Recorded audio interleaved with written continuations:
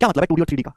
देखिए विमाएं होती हैं लंबाई, चौड़ाई और ऊंचाई, लेंथ, ब्रेथ एंड हाइट। ठीक है भाई, ध्यान सुनिएगा, तीन डायमेंशन है, लंबाई, चौड़ाई और मोटाई। अगर किसी फिगर में लंबाई भी है, चौड़ाई भी है और मोटाई भी है तो 3 डायमेंशन कहलाती है।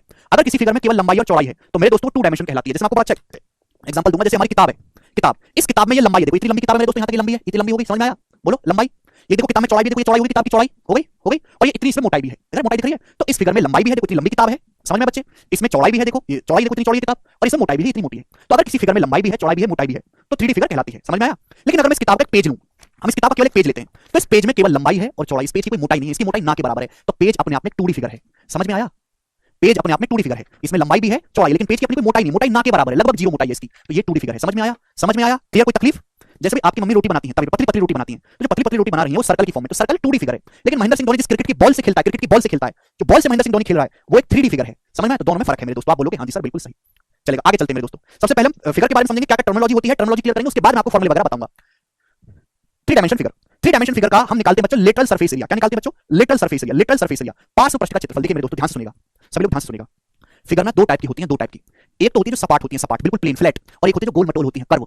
दो टाइप की 3D फिगर होती है। एक तो होती है फ्लैट बिल्कुल सपाट, जैसे हमारी बुक है, जैसे बच्चों ये हमारी बुक है एकदम फ्लैट, बिल्कुल एक सार है, फ्लैट है, ठीक है, समझ में? इसका निकलता है लेटरल सरफेस एरिया। और एक फिगर होती है ऐसी जो गोल मटोल होती है, जैसे हमारी पानी की बोतल है, समझ में? ये देखो पानी की बोतल, ये कर्व है, इसमें कर्व है, फ्लैट नहीं है, यहाँ पे देखो राउंड सी शेप ले रहा है, समझ में? तो दो तरह की जो है फिगर बनती है, एक जिनमें फ्लैट सरफेस होते हैं, फ्लैट सरफेस। समझ में आया? मनु चुपचाप बैठो, चुपचाप। दो टाइप की फिगर होती है मेरे दोस्त, एक जिनमें फ्लैट सरफेस होते हैं, बिल्कुल समतल, इसमें कोई गोलाई नहीं है ना, बिल्कुल जैसे हमारी किताब एकदम प्लेन सरफेस है। और दूसरे से मैंने आपको दिखाया पानी की बोतल, इसमें देखो गोलाई की फॉर्म में है, कर्व सरफेस है, कर्व तिरछा है, वक्र पृष्ठ है। तो इनके देखो जो फ्लैट सरफेस होते हैं उनका निकलता है लेटरल सरफेस एरिया, हिंदी में हम कहते हैं पार्श्व पृष्ठ का क्षेत्रफल, लेटरल सरफेस एरिया।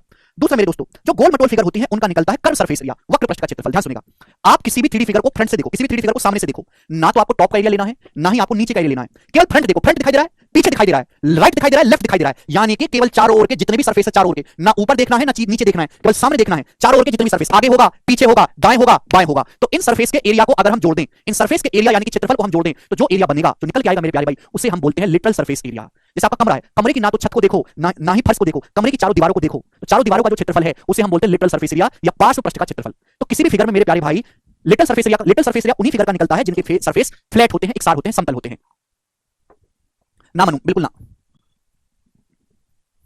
ठीक है भाई, समझ में आया दोस्त? तो लिटल सरफेस एरिया का मतलब थोड़ा दिमाग लगाओ भाई कि ना तो आपको टॉप का एरिया लेना है ना बॉटम का एरिया लेना है, सामने से जितने भी सरफेस हैं उन सभी के एरिया को आपको जोड़ लेना है, तो जो रिजल्ट आएगा वो होगा लिटल सरफेस एरिया। आगे चलते हैं मेरे दोस्तों, दूसरा concept next, total surface area. तो मेरे प्यारे भी टोटल सरफेस एरिया, हिंदी में इसको बोलते हैं कुल पृष्ठीय क्षेत्रफल, कुल कुल शब्द आ गया, कुल पृष्ठीय क्षेत्रफल। तो टोटल सरफेस एरिया का मतलब है कि किसी भी फिगर में, चाहे कोई भी फिगर हो, जितने भी सरफेस होते हैं, किसी भी फिगर में जितने भी सरफेस, देखिए ये जो 3D फिगर है सरफेस से मिलकर बनती है, आगे है, पीछे है, ऊपर है, नीचे है, दाएं है, बाएं है, किसी भी फिगर में जितने भी सरफेस होते हैं, हर सरफेस के एरिया को जोड़ लो, हर सरफेस के एरिया को, जितना भी एरिया है सारा एरिया जोड़ लो, तो जो एरिया निकल के आएगा उसे बोलते हैं हम टोटल सरफेस एरिया या फिर संपूर्ण पृष्ठ का क्षेत्रफल। तो टोटल सरफेस एरिया मतलब समझे आप कि किसी भी फिगर में जितने भी सरफेस होंगे, हर एक सरफेस का, हर एक सतह का क्षेत्रफल आप जोड़ लीजिए, तो जो बनेगा वो टोटल सरफेस एरिया होता है। यानी कि टोटल सरफेस एरिया आपको निकालना है तो बड़ा आसान है, आप लेटरल सरफेस एरिया निकालो। क्या करिए मेरे दोस्त, आप लेटरल सरफेस एरिया निकालेंगे, area of all surface of figure, lateral surface area निकालेंगे, और इसमें जो बेस है टॉप का और बॉटम का, टॉप और बॉटम के एरिया को ऐड कर दीजिए, जोड़ दीजिए, टॉप और बॉटम के एरिया को ऐड कर दीजिए, तो आ जाएगा टोटल सरफेस एरिया। एक आकृति की सभी सतह का क्षेत्रफल निकालना है मेरे दोस्तों, तो प्लस उसमें आधार का क्षेत्रफल ऊपर नीचे का ऐड कर देना है। भाई थोड़ा दिमाग लगाओ, कॉमन सेंस, बताओ परिभाषा तक नहीं तुमको पता है? अरे भाई लिख के कांसेप्ट लिखने का नहीं है तो परिभाषा है यार, हद होती है यार, तुम लोग कैसे बालक हो। मैंने छोटी सी बात बोली कि आप किसी भी फिगर को, किसी भी 3D फिगर को ध्यान से, किसी भी फिगर को ना तो आपको टॉप का एरिया लेना है ना आपको बॉटम का एरिया लेना है, केवल आपको चारों साइड के एरिया को अगर आप जोड़ दोगे तो आएगा lateral surface area. Total surface area का मतलब है किसी फिगर में जितने भी सरफेस होते हैं, जितने भी सरफेस किसी फिगर में होते हैं उन सबको ऐड कर दीजिएगा, टोटल सरफेस एरिया आ जाएगा। समझ में आया? आप बोलोगे हाँ जी सर। टोटल सरफेस एरिया अगर आपको निकालना है तो लिटरल सरफेस एरिया तो है ये, चारों का लिटरल सरफेस एरिया, इसमें टॉप का और बॉटम का और जोड़ दो। अगर आप लिटरल सरफेस एरिया में टॉप का एरिया और नीचे बॉटम का एरिया जोड़ दोगे तो टोटल सरफेस एरिया आ जाएगा। आप बोलोगे हाँ जी सर आ जाएगा, ठीक है ना? लिटरल सरफेस एरिया में अगर आप दोनों टॉप का, आधारों का क्षेत्रफल आप जोड़ देंगे तो टोटल सरफेस एरिया आ जाएगा। आगे चलते हैं नेक्स्ट कांसेप्ट की तरफ।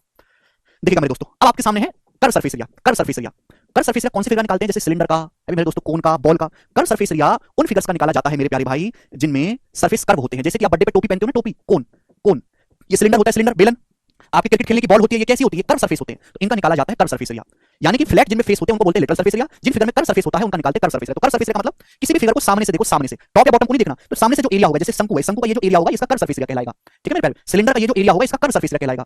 बॉल ये जो स्फीयर है, स्फीयर मतलब गोला, स्फीयर एक स्पेशल चीज है।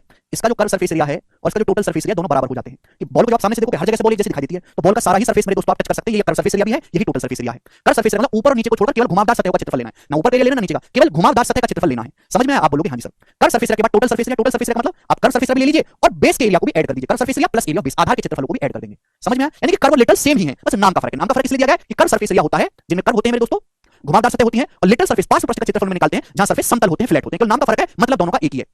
समझ में आया? आप बोलोगे हाँ जी सर बिल्कुल सही, समझ में आया है, कोई परेशानी नहीं है। ठीक है बच्चों, चलेगा, आगे चलते हैं। अरे मनु भाई थोड़ा शांति तो रखो यार, कैसे बालक हो यार तुम, थोड़ी शांति तो रखो। सब लोग थोड़ी शांति तो रखो यार, सुनते नहीं है। चलेगा मेरे दोस्तों, दिमाग लगाएंगे सब। आपने नापने का तरीका देखा मेरे दोस्तों, किलो, किलो, हेक्टो, इसमें लिखा होगा, मैं यहीं से समझाता हूं, इसमें लिखा होगा नहीं सब।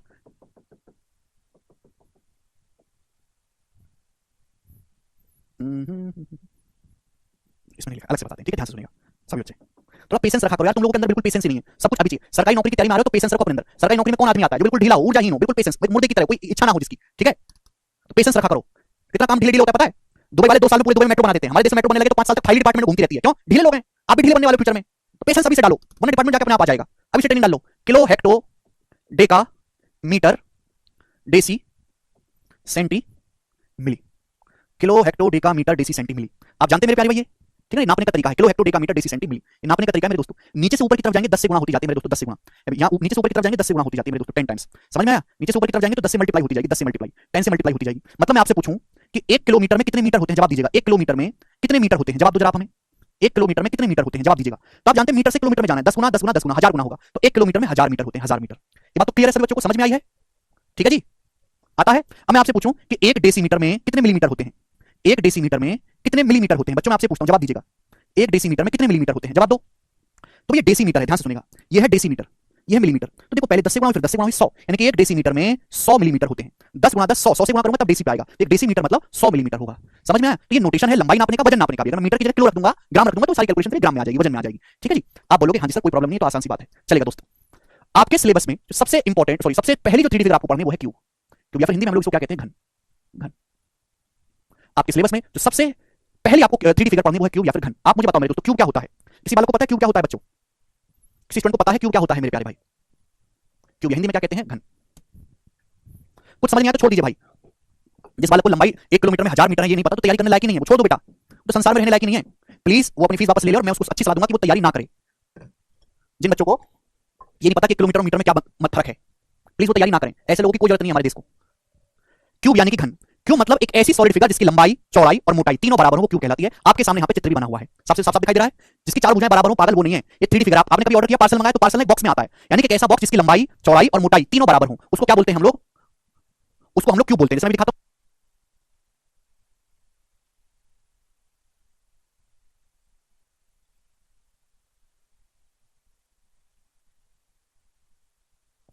जैसे ये वाला बॉक्स देखो, दिखाई दे रहा है आपको? बॉक्स सभी को दिखाई दे रहा है। इसकी लंबाई, इसकी चौड़ाई और इसकी मोटाई तीनों बराबर हैं, तो क्या कहलाएगा? क्यूब कहलाएगा। आप बोलोगे हाँ जी सर बिल्कुल सही, कोई परेशानी नहीं। मतलब एक ऐसा बॉक्स जिसकी लंबाई, चौड़ाई और मोटाई, समझ आई ना, तीनों बराबर हैं, तो उसको हम क्यूब यानी कि घन बोलते हैं। ठीक है बच्चे, समझ में आया? आप बोलोगे हाँ जी सर। तो आप मुझे बताओ इस क्यूब में कितने फेस हैं? इस क्यूब में कितने फेस हैं, कितने आपको फेस दिखाई दे रहे हैं? तो आप कहोगे सर एक आगे है, एक पीछे है, एक दाएं है, एक बाएं है, एक ऊपर है, एक नीचे है, यानी कि इसमें टोटल 6 फेस हैं। समझ में आया? आप बोलोगे हाँ जी सर बिल्कुल सही। तो मेरे प्यारे स्टूडेंट्स, ये क्यूब है, इसकी लंबाई भी ए है मेरे दोस्तों, इसकी चौड़ाई भी ए है और इसकी हाइट भी ए है, तो हम इसको बोलते हैं हिंदी में घन। इसमें 6 फेस होते हैं। कितने चेहरे हैं? 6 चेहरे हैं, एक सामने से, एक आगे से, एक दाएं, एक बाएं, एक ऊपर, एक नीचे, 6 फेस होंगे मेरे दोस्तों। समझ में? अगर आप ध्यान से देखेंगे तो इसका हर फेस एक वर्ग होता है। क्यूब में 6 फेस होते हैं और हर फेस एक स्क्वायर होता है। Each face is a square. Cube का हर एक फेस एक वर्ग होता है मेरे दोस्तों। वर्ग आप जानते हैं? वर्ग मतलब एक ऐसा चतुर्भुज जिसकी 4 भुजाएं बराबर हो। यहाँ पे आप ध्यान से देखेंगे तो ये जो सामने वर्ग दिखाई दे रहा है, इसकी 4 भुजाएं क्या है? बराबर हैं। तो क्यूब का हर एक फेस क्या होता है? एक स्क्वायर होता है, यानी कि क्यूब कुछ और नहीं है, 6 स्क्वायर से मिलकर बना होता है। समझ में आया? आप बोलोगे हाँ जी सर बिल्कुल सही। अब बच्चों मैं आपसे ये पूछूं कि क्यूब में कितने किनारे होते हैं, कितने वर्टेक्स होते हैं, क्यूब में कितने कोने होते हैं? बताओ क्यूब में कितने कोने हैं? तो आप कहोगे सर 1 2 3 4, 4 आगे कोने हैं और 4 ही पीछे, 5 6 7 8, यानी कि क्यूब में टोटल 8 कोने होते हैं। वर्टिसेस का मतलब सीट्स, 8 कोने होते हैं। देखो ना ध्यान से, 4 आगे हैं, 1 2 3 4 और 4 ही पीछे, 5 6 7 8, तो क्यूब में टोटल 8 वर्टिसेस होते हैं। समझ में आया? आप बोलोगे हाँ सर। एजेस, अब आप मुझे बताओ कि क्यूब में कितने किनारे होते हैं? एजेस कितने होते हैं? एजेस का मतलब किनारों पे लंबाई कितनी होती है? लंबाई, किनारों पे लंबाई देखो, 1, ये दूसरी, ये तीसरी, ये चौथी, 4 आगे 4 ही पीछे। अब देखो 8 हो गया, 9 ये रही, 10 ये रही, 11 ये रही, 12 ये रही, यानी कि टोटल 12 एजेस होती हैं, 12 एजेस। किनारा लंबाई, किनारे कितने होते हैं मेरे दोस्तों? ये कॉर्नर, ये किनारे कितने होते हैं मेरे प्यारे? देखो ये किनारा लंबाई दिख रही है ना आपको, 1 2 3 4, 4 आगे 4 पीछे, यानी कि टोटल 12 एजेस होती हैं। समझ में आया? आप बोलोगे हाँ जी सर समझ में आया है। तो बच्चों अगर मैं आपसे ये पूछूं कि क्यूब का लिटल सरफेस एरिया क्या होगा? जवाब दो। क्यूब का लिटल सरफेस एरिया या पार्श्व पृष्ठ का क्षेत्रफल क्या होगा? जवाब दीजिएगा आप हमें। क्यूब का लिटल सरफेस एरिया क्या होगा? आप हमें जवाब दो। क्यूब का लिटल सरफेस एरिया क्या होता है? बताओ। नहीं कपिल, ऐसी ठोस आकृति जिसकी लंबाई चौड़ाई ऊंचाई तीनों बराबर होती है उसको क्यूब कहते हैं। क्यूब में 6 फेस होते हैं, हर फेस अपने आप में एक स्क्वायर होता है मेरे प्यारे भाई, स्क्वायर। 8 उसमें वर्टिसेस होते हैं, 12 उसमें किनारे होते हैं। क्यूब का लिटल सरफेस है। लिटल सरफेस का मतलब ना तो आपको टॉप का एरिया लेना है, ध्यान सुनिएगा, लिटल सरफेस का मतलब ना तो आपको टॉप का एरिया लेना है, ना ही आपको नीचे का एरिया लेना है, आपको तो चारों साइड का, चारों दीवारों का क्षेत्रफल लेना है। लिटल सरफेस मतलब चारों दीवारों का क्षेत्रफल मेरे प्यारे भाई, चारों ओर की बाउंड्री, चारों ओर की सतह का क्षेत्रफल, ना तो आपको टॉप का लेना है ना आपको बॉटम का लेना है। आप ये बात जानते हैं कि अगर किसी स्क्वायर की भुजा ए है, तो उसका एरिया होता है ए स्क्वायर। किसी स्क्वायर की साइड अगर ए है तो उसका एरिया ए स्क्वायर होगा मेरे प्यारे भाई। अब क्यूब के लिटल सरफेस, क्यूब में 4 लिटल सरफेस है, 4 लिटल सरफेस का एरिया 4 ए स्क्वायर, तो क्यूब का लिटल सरफेस एरिया होता है 4 ए स्क्वायर। ये बात समझ में आई? आप बोलोगे हां जी सर, कोई प्रॉब्लम नहीं है। अब अगर मैं आपसे पूछूं कि क्यूब का टोटल सरफेस एरिया क्या होता है, टोटल सरफेस एरिया जवाब दीजिएगा, क्यूब का टोटल सरफेस एरिया। तो क्यूब में टोटल कितने फेस होते हैं? 6, हर फेस एक स्क्वायर होगा, एक स्क्वायर का एरिया ए स्क्वायर। क्यूब में ऐसे टोटल 6 स्क्वायर होते हैं, तो 6 स्क्वायर का एरिया 6 ए स्क्वायर। तो क्यूब का टोटल सरफेस एरिया होता है बच्चों 6 ए स्क्वायर। समझ में आया? तो क्यूब का lateral surface area 4 A square और क्यूब का टोटल सरफेस, टोटल मतलब संपूर्ण सतह का क्षेत्रफल। किसी भी फिगर में जितने भी सरफेस होते हैं उन सभी के एरिया को जोड़ लो। इस क्यूब में कितने सरफेस है? 6, 6 के 6 स्क्वायर है, एक स्क्वायर का एरिया ए स्क्वायर, ऐसे 6 स्क्वायर है, 6 स्क्वायर का एरिया 6 ए स्क्वायर। समझ में आया? आप बोलोगे हां सर। तो लिटल सरफेस एरिया 4 स्क्वायर है, टोटल सरफेस एरिया 6 ए स्क्वायर है। समझ में आया? आप बोलोगे हां सर। अगर हम क्यूब के वॉल्यूम एरिया को देखो, एरिया को नापते हैं मीटर स्क्वायर में, वॉल्यूम एरिया तो जानते हैं ना मेरे दोस्तों, एरिया और वॉल्यूम में फर्क तो जानते हैं। वॉल्यूम का मतलब होता है मेरे प्यारे भाई आयतन। आयतन क्या होता है?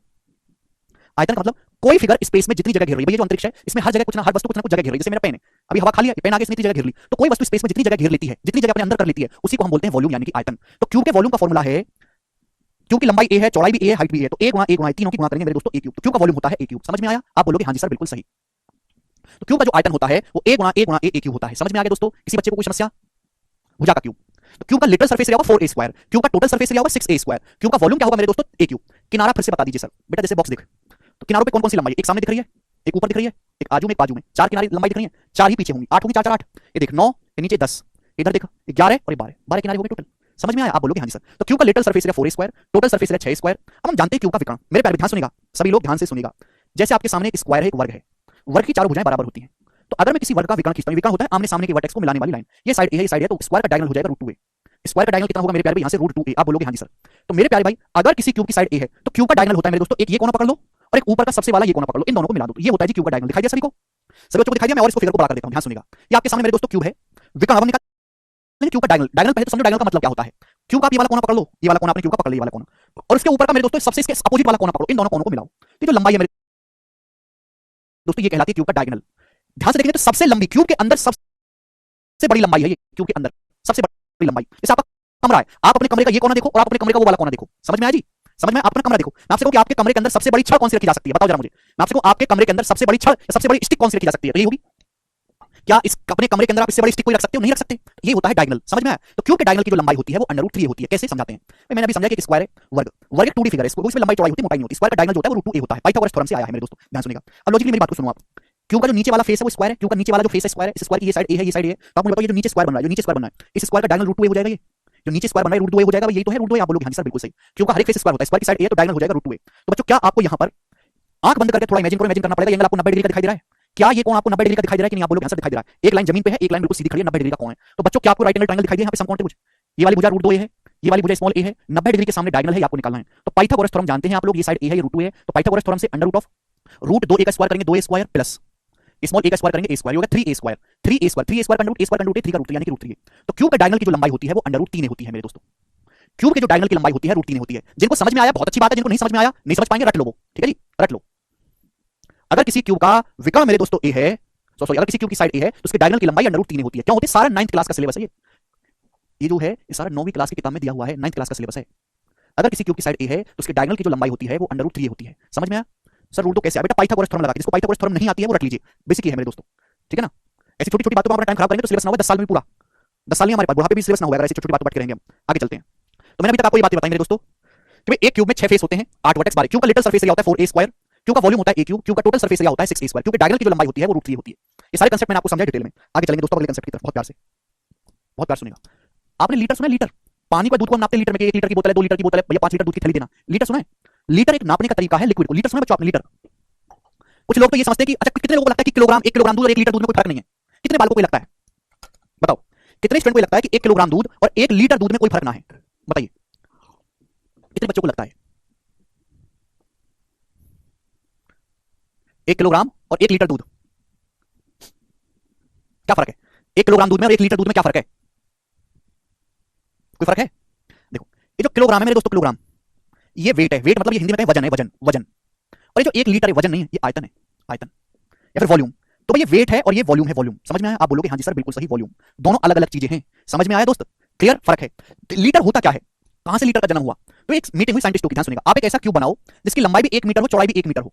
एक ऐसा क्यूब बनाकर तैयार करो जिसकी लंबाई भी 1 मीटर हो, चौड़ाई भी 1 मीटर हो, इसकी ऊंचाई भी 1 मीटर हो। एक ऐसा क्यूब बनाओ मेरे दोस्तों जिसकी लंबाई 1 मीटर हो, चौड़ाई 1 मीटर हो, इसकी ऊंचाई भी 1 मीटर हो। एक ऐसा क्यूब बनाइए मेरे प्यारे भाई, समझ में आया? आप बोलोगे हाँ जी सर बना सकते हैं। एक ऐसा क्यूब, एक ऐसा बॉक्स बनाओ स्टील का जिसकी लंबाई भी मेरे दोस्तों 1 मीटर हो, ये लंबाई भी 1 मीटर हो, चौड़ाई भी 1 मीटर हो और जिसकी हाइट भी 1 मीटर हो। तो मैं आपसे जानना चाहता हूं इस क्यूब का वॉल्यूम यानी कि आयतन क्या होगा? जवाब दो। तो क्यूब का वॉल्यूम आएगा मेरे दोस्तों 1 गुणा 1 गुणा 1 यानी कि मीटर क्यूब। आयतन को मीटर क्यूब में नापते हैं, एरिया को नापते हैं मीटर स्क्वायर में। देखो लंबाई नापते हैं मीटर में, क्षेत्रफल नापते हैं मीटर स्क्वायर में, वॉल्यूम नापते हैं मीटर क्यूब में। ये यूनिट्स हैं, ये कोई मजाक नहीं है। लंबाई मीटर है, 1 मीटर 1 मीटर 1 मीटर की 3 बार गुणा करोगे तो मीटर का क्यूब हो जाएगा। केवल एक की गुणा नहीं, 1 मीटर 1 मीटर 1 मीटर की 3 बार गुणा करोगे तो मीटर का भी क्यूब हो जाएगा। तो वॉल्यूम आएगा 1 मीटर क्यूब। समझ में? इस क्यूब का वॉल्यूम 1 मीटर क्यूब है। अब आप इसमें पानी भरो, क्या भरो मेरे दोस्तों? आप इसमें पानी भरिए, पानी क्या भरेंगे मेरे दोस्तों? पानी भरेंगे। अब इसमें पानी भरिए तो इसमें जो पानी आएगा मेरे दोस्तों, जो पानी इसमें भरा जाएगा, उस पानी की क्वांटिटी को मैथमेटिशियन ने कहा कि आज से 1000 लीटर पानी है। ये परिभाषा है मेरे दोस्तों लीटर की। सभी बच्चों को क्लियर हुआ कि क्या होता है लीटर, कहां से लीटर का जन्म हुआ? कि भाई आप एक बॉक्स बनाओ जो 1 मीटर लंबा 1 मीटर चौड़ा 1 मीटर ऊंचा, उसमें पानी भरो, इसमें जितना पानी आएगा उस पानी की क्वांटिटी को 1000 लीटर कहा गया है। समझ में आया दोस्तों? ये अपने मन से इंसान ने परिभाषा बनाई, अपने मन से माना गया, कुछ ना कुछ तो मानना है ना, नापने के लिए, दूध को नापने के लिए। यानी कि 1 मीटर क्यूब बराबर होता है मेरे दोस्तों 1000 लीटर। यस और नो? आप बोलोगे हाँ जी सर बिल्कुल सही, कोई परेशानी नहीं है। तो बच्चों अगर मैं आपसे कहूं यहां पर कि 1 लीटर की वैल्यू क्या होगी, फिर बताओ 1 लीटर की वैल्यू क्या होगी? जवाब दीजिएगा। 1 लीटर की वैल्यू 1000 नीचे आ जाएगा, 1/1000, 1000 नीचे आ जाएगा, 1/1000 मीटर क्यूब। ये हो जाएगा कि नहीं? 1 लीटर की वैल्यू क्या होगी? 1/1000 मीटर क्यूब। अब ये 1/1000 का क्या मतलब है? 1000 का मतलब है 10 का क्यूब मेरे दोस्तों, और 10 की पावर 3 अगर डिवाइड में है तो ऊपर नेगेटिव हो जाता है, नियम है कि a की पावर n बराबर 1 अपॉन a की पावर -n, ये नियम है मेरे दोस्तों। ठीक है भाई? तो भाई 1/1000 का मतलब हो गया 1/10 का क्यूब। 1/10 का क्यूब आप लिख सकते हो 10 की पावर -3। तो 1 लीटर का मतलब होता है मेरे प्यारे भाई 10 की पावर -3 मीटर क्यूब। बात समझे? 1 लीटर का मतलब होता है 10 की पावर -3 मीटर क्यूब। ये बात समझे? आप बोलोगे हाँ जी सर समझे। अब आप मुझे बताओ कि 1 मीटर में 100 सेंटीमीटर होते हैं, 100 सेंटीमीटर। 100 सेंटीमीटर को ऐसे लिख सकते हैं 10 की पावर 2 सेंटीमीटर लिख सकते हैं। 100 का मतलब 10 की पावर 2। तो बच्चे जरा मुझे ये बताओ कि अगर मैं यहां से 1 लीटर की वैल्यू को 1 लीटर बराबर 10 की पावर -3 मीटर क्यूब, मैं मीटर की जगह रख देता हूं 10 की पावर 2 सेंटीमीटर। मीटर की जगह रख देता हूं 1 मीटर में 100 सेंटीमीटर होते हैं, 10 की पावर 2 सेंटीमीटर उसका क्यूब। तो 10 की पावर 2 का क्यूब करेंगे 10 की पावर 6 हो जाएगा, 10 की पावर -3 गुणा 10 की पावर 6 यानी कि हो जाएगा, गुणा में पावर जुड़ जाती है 10 की पावर 3 यानी कि 10 की पावर 3, 10 की पावर 3 का मतलब 1000 सेंटीमीटर क्यूब। तो 10 की पावर 3 हो जाएगा। 1 लीटर बराबर 10 की पावर 3 सेंटीमीटर क्यूब या फिर 1000 सेंटीमीटर क्यूब होता है। ठीक है? जिसको नहीं समझ में आया वो रट लो, क्योंकि ज्यादा समझाने का ना तो टाइम है और ना ही जरूरत है। 1 लीटर बराबर 1000 सेंटीमीटर क्यूब होता है, 1000 सेंटीमीटर क्यूब। मतलब आप समझे? और डिटेल में बताता हूं कि आप एक ऐसा क्यूब बनाओ, एक ऐसा डब्बा बनाओ जो 10 सेंटीमीटर लंबा हो, 10 सेंटीमीटर चौड़ा हो, 10 सेंटीमीटर ऊंचा हो, तो उसका वॉल्यूम आएगा 10 गुणा 10 गुणा 10 1000 सेंटीमीटर क्यूब, और उसमें पानी भर दो। इसमें जो पानी आएगा वो 1 लीटर पानी होगा। तो 1000 सेंटीमीटर क्यूब हो गया जी 1 लीटर। आप बोलोगे हाँ जी सर समझ में आई है ये बात अच्छी तरीके से। तो बच्चों ये यूनिट्स हैं, इनका बहुत इस्तेमाल होता है पूरे चैप्टर में। ठीक है भाई? अगर मैं यहां से 1 सेंटीमीटर क्यूब की वैल्यू निकालूं, 1 सेंटीमीटर क्यूब की वैल्यू तो क्या आएगी? 1000 नीचे आ जाएगा, 1/1000 लीटर। 1 सेंटीमीटर क्यूब का मतलब 1/1000 लीटर, और 1/1000 क्या होता है? 1000 10 की पावर 3 है तो ऊपर -3 हो जाएगा, तो 1 सेंटीमीटर क्यूब का मतलब 10 की पावर -3 लीटर आ गया। ये प्रॉपर रिलेशन है, आपको पता होने चाहिए। सब लोग अपनी कॉपी में इनको उतार लो और याद कर लो सब लोग।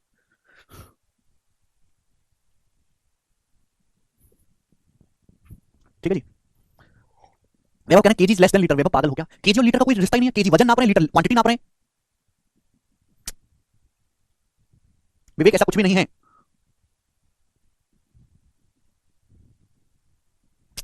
कैसे आदमी हो भाई यार तुम लोग? आप में से ज्यादातर लोग पढ़ने लायक ही नहीं है। ये जो मैंने आपको बात बताई समझ में आई है कि नहीं? क्या आपकी बात समझ में आया है? फिर से बताते हैं कि भाई अगर आप एक बॉक्स बनाते हो जो 1 मीटर लंबा है, 1 मीटर चौड़ा, 1 मीटर ऊंचा, तो उसका वॉल्यूम होगा 1 मीटर क्यूब। अब इसमें पानी भरो, इसमें जो पानी की क्वांटिटी आएगी, जो पानी की मात्रा, जो पानी का वॉल्यूम इसमें भरा जाएगा वो 1000 लीटर होगा। तो 1 लीटर में 1000 भरा जाएगा, 1/1000 या 10 की पावर -3 मीटर क्यूब। मीटर को सेंटीमीटर में जब कन्वर्ट किया तो 1 लीटर आ गया 1000 सेंटीमीटर क्यूब के बराबर। 1000 को जब नीचे लाएंगे तो 1/1000 1 सेंटीमीटर क्यूब का मतलब 10 की पावर -3 लीटर। इसको याद करना है आपको। ये आया कहां से है मैंने आपको बताया भी है। ठीक है भाई? कहीं और से पढ़ोगे, बुक से पढ़ोगे तो सीधा लिख देते हैं, बोलो याद कर लेना, लिखते भी नहीं है। ठीक है जी? चलेगा। तो ये सारी थ्योरी थी क्यूब की जो मैंने आपको बताई डिटेल में, बहुत ही सीक्वेंस में पढ़ाया है। इससे नीचे नहीं होता, इससे नीचे कुछ पढ़ने लायक नहीं। यही सिलेबस है, यहीं से शुरू होती चीजें। पहले मैंने आपको बताया कि 3D होता क्या है, 3D और 2D में क्या फर्क है। फिर मैंने आपको बताया little surface area, total surface area, curve surface area क्या होता है, कहां ये निकाला जाता है। फिर मैंने आपको लंबाई को नापने का कि मेजरमेंट है वो मैंने आपको समझाया। फिर मैंने आपको सारे ही क्यूब के फॉर्मूले समझाए कि क्यूब होता क्या है, क्यूब में क्या क्या चीजें होती हैं और इसके फॉर्मूले क्या हैं, प्रूफ भी करके मैंने आपको समझाया। उसके बाद लिक्विड को नापने के लिए लीटर जो होता है, लीटर और मीटर क्यूब में क्या रिलेशन है वो मैंने आपको समझाया। अब जो भी मैंने आपको पढ़ाया उसी पे बेस सवाल करेंगे। सवाल नंबर है 1, बहुत ही आसान चैप्टर है, मुश्किल नहीं है, बस थोड़ा दिमाग को खुला रखना है। जिस बालक ने बचपन में पढ़ाई करी है उसके लिए बहुत आसान है। दो टाइप के बालक मिलते हैं, जिनसे कहोगे मेंस्ट्रुएशन कैसा चैप्टर, तो कहेगा ज्यादा आसान, घटिया, पढ़ने की जरूरत नहीं है, टाइम वेस्ट है, मुझे तो ऐसे कर लेता हूं सवाल। एक कहेंगे हाय आत्मा निकल जाती है, आग लग जाती है, खोपड़ा फट जाता है, पेपर में होता नहीं, मुश्किल है, कैलकुलेशन समझ में नहीं आता। दो टाइप के बालक हैं। फर्क ये है कि इसने बचपन में पढ़ा है और इसने बचपन में नहीं पढ़ा है। यही फर्क है, यही फर्क है। तो अगर आप इसको पढ़ोगे, इसमें इंटरेस्ट लोगे तो ये चैप्टर भी आपको इंटरेस्ट देगा, आपको प्यार देगा और आपको समझ में आना शुरू होगा। लेकिन दिमाग लगाना पड़ेगा, दिमाग लगाना पड़ेगा। एडवांस मैथ एसएससी में सिलेक्शन चाहिए तो एडवांस मैथ ज्यादा पढ़ना पड़ेगा ढंग से, कि अर्थमेटिक तो कोई भी कर लेता है। इंजीनियरिंग के बालक अर्थमेटिक बिना पढ़े भी कर लेते हैं। एडवांस मैथ बेटा, एडवांस मैथ आपको पढ़ना पड़ेगा, एसएससी एग्जाम में सिलेक्शन चाहिए। केवल अर्थमेटिक्स नहीं होने वाला, एडवांस मैथ का वेटेज ज्यादा है अर्थमेटिक की तुलना में। ठीक है जी? मुश्किल नहीं है, आसान है, बच्चे पढ़ते ही नहीं है। करो। Find the surface area of a cube whose edge is 11 centimetre. बोला है एक ऐसे क्यूब का पृष्ठ क्षेत्रफल ज्ञात करें जिसकी एज 11 सेंटीमीटर, एक ऐसे क्यूब का सरफेस एरिया बताओ जिसकी एज, देखो अब आपके मन में डाउट आएगा सर यहाँ पे केवल सरफेस एरिया बोला है, ये तो बोला ही नहीं कि लेटरल सरफेस एरिया निकालें कि टोटल सरफेस एरिया निकालें, तो बोला ही नहीं गया। तो अगर कुछ नहीं बोला गया है बच्चों तो आप यहाँ पे टोटल सरफेस एरिया निकालेंगे। क्लियर है मेरे दोस्तों, जरूरी कि एग्जाम में आपको हर चीज लिख के दे, जब यहाँ पे कुछ लिखा ही नहीं गया है तो आप क्या निकालेंगे, कुल पृष्ठीय क्षेत्रफल निकालेंगे। तो एक क्यूब है जिसकी एज मतलब इसकी साइड 11 सेंटीमीटर है, तो इसका टोटल सरफेस एरिया हो जाएगा 6a स्क्वायर। फॉर्मूला भी समझाया, 11 का स्क्वायर 121, 121 की 6 में गुणा करेंगे 726 सेंटीमीटर स्क्वायर, आंसर हो गया। बेसिक सवाल है, आगे चलेंगे। ये बताओ, बोला है if the numerical value of total surface area is equal to the volume of cube then find the diagonal of cube. बोला किसी क्यूब का टोटल सरफेस एरिया, किसी क्यूब के टोटल सरफेस एरिया और इसके वॉल्यूम की न्यूमेरिकल वैल्यू सेम है। देखो यूनिट तो सेम नहीं हो सकती क्योंकि टोटल सरफेस मीटर स्क्वायर में आती है, वॉल्यूम मीटर क्यूब में, लेकिन उनका अंकीय मान है, संख्यात्मक मान है, वो बराबर है। क्यूब का डायगोनल पूछा, डायगोनल पता लगाना तो क्यूब की साइड चाहिए। बताओ क्यूब की साइड अगर a है, क्यूब की एज अगर a है, तो क्यूब का टोटल सरफेस एरिया होता है 6a स्क्वायर। क्यूब का वॉल्यूम होता है a का क्यूब, अगर साइड a है क्यूब की, तो ये पावर 2 से ये पावर 2 कट जाएगा, क्या बचेगा, a की पावर बचेगा, तो a का मान आ गया 6, पावर 2 से 2 पावर कट जाएगा, 3 पावर है तो 1 बचेगा, तो क्यूब की साइड 6 आ गई। अगर क्यूब की साइड 6 आ गई तो क्यूब का डायगोनल कितना आ जाएगा, 6√3। डायगोनल क्या होता है, साइड का √3 गुना 6√3। समझ में आया, आगे चलते हैं नेक्स्ट क्वेश्चन की तरफ। आसान सवाल है, मुश्किल नहीं है बिल्कुल भी जी। ये बताइएगा, स्टूडेंट क्वेश्चन नंबर आपके सामने 3, ये बनाइएगा जी, इस सवाल का क्या आंसर है।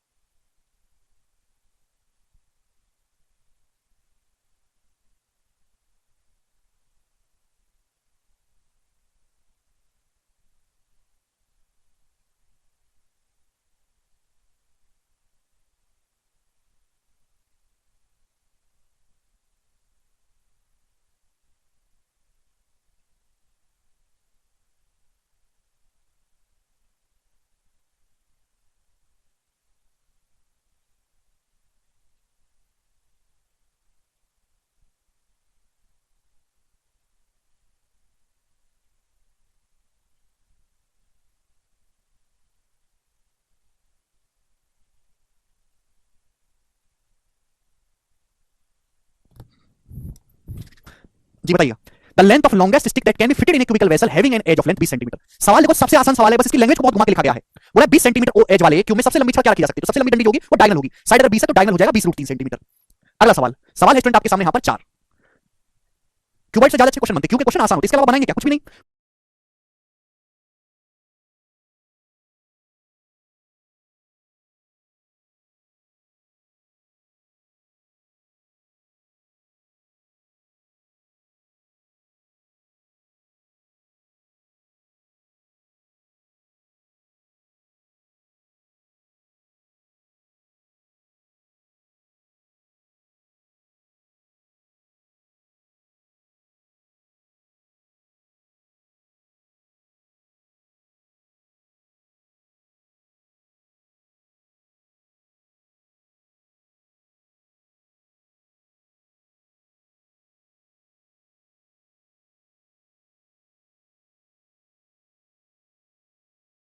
बोला एक क्यूब की वह भुजा क्या है जिसमें अधिकतम 10 मीटर लंबाई की लोहे की छड़ रखी जा सकती है। ये सवाल है आपके सामने। बोला क्यूब की वह साइड क्या होगी जिसमें 10 मीटर लंबाई की छड़ रखी जा सकती है, तो आपके डायगोनल बोला है। भाई क्यूब में अधिकतम लंबाई की जो छड़ रखी जा सकती है उसका डायगोनल होता है, डायगोनल की लंबाई 10 मीटर है तो क्यूब की भुजा पूछी है। अगर क्यूब की भुजा ए है मेरे दोस्तों तो डायगोनल होता है √3a। √3a की वैल्यू साल में 10 मीटर बोली है, तो a की जो वैल्यू आएगी वो आएगी 10/√3 ही आएगा मेरे दोस्तों। यहां तक किसी को कोई परेशानी नहीं। अब 10 को √3 से डिवाइड करना है, 10 को √3 से डिवाइड करना कोई आसान काम नहीं है, ऑप्शन है मेरे दोस्तों खतरनाक। तो आपको लगा √3 की एप्रोक्स वैल्यू क्या होती है, √3 की एप्रोक्स वैल्यू होती है 1.732, √3 की एप्रोक्स वैल्यू 1.732। तो अगर मैं √3 को एप्रोक्स 1.73 भी रखता हूं तो आप जानते हैं कि भाई ये दशमलव हटाऊंगा तो 2 जीरो आ जाएगा, तो 17 पंजे 85, 17 7 119 से 7 बार तो जाना ही नहीं है, 7 बार तो भाग होना ही नहीं है, भाग तो 5 बार ही होना है, यानी कि इन दोनों में से कोई एक आंसर होगा। समझ में आया, √3 का मान होता है लगभग मैं ये दो वैल्यू आप याद करो, बहुत ज्यादा होगा कैलकुलेशन में। √3 1.732 होता है, √2 होता है अप्रॉक्स 1.14 1.414, ये वैल्यू याद रखो, कैलकुलेशन में इस्तेमाल होगा। तो अगर मैं दशमलव से 2 जीरो बढ़ाऊंगा तो 1000 को 173 से जैसे डिवाइड करना है तो 7 बार तो जाएगा नहीं, 17 7 119 होता है तो 1000 ही, तो यानी कि इन दोनों में से एक आंसर होगा। अरे √3 इधर गुणा में तो इधर आएगा तो बटे में नहीं हो जाएगा भाई संजय। अब 1000 को 173 से भाग देंगे तो 5 बार चला जाएगा जी, 850 15 865, ठीक है, और बचेगा आपका 135, फिर जीरो, तो 173 से 7 बार चला जाएगा, 5.7 जाएगा अप्रॉक्स, तो 5.5 नहीं 5.77 आंसर होगा, पहला ऑप्शन। समझ में आया, तो कैलकुलेशन है धीरे धीरे स्किल डेवलप होगी, धीरे धीरे, एक दिन में नहीं होगी मेरे दोस्तों। डिनोमिनेटर का परिमीकरण कर देंगे तो भी बहुत ज्यादा फायदा कुछ होने वाला है नहीं मोहित, ठीक है। लास्ट क्वेश्चन करेंगे भाई, फिर हम इसके आगे का सवाल, इसके आगे कांसेप्ट कल से करेंगे। सवाल नंबर है 5, ये बताओ बच्चों इसका क्या उत्तर है।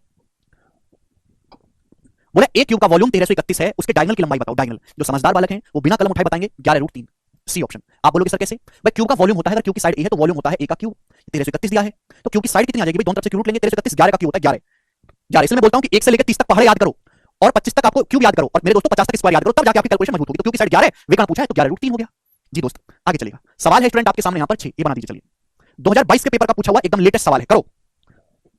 यस संता, बोला area of the floor of a cubical room is 64 metre square. एक घनाकार कमरे के फर्श का क्षेत्रफल 64 है, कमरे में रखी जा सकने वाली सबसे लंबी छड़ की लंबाई क्या है, 8√3, डी ऑप्शन। पेन उठाने की जरूरत ही नहीं है।